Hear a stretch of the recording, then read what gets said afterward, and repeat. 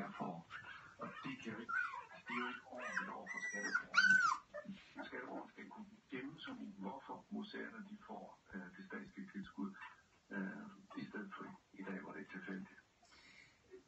Kulturminister Mette Bock har som sagt sat gang i et arbejde nu, fordi hun mener også, at det nuværende støttesystem ikke måske er det mest hensigtsmæssige. Prøv at høre, hvad hun siger.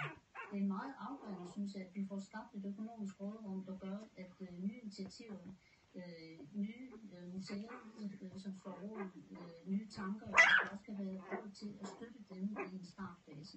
Det er der ikke i dag, fordi alle midlerne er bundet historisk. Siger kulturminister Mette Bock. Alex Ahrendtsen, hvordan passer det til Dansk Folkepartis holdning?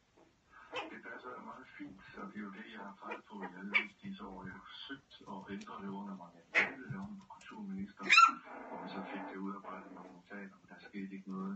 Så forsøgte jeg under Bertel Haarder, og det tog også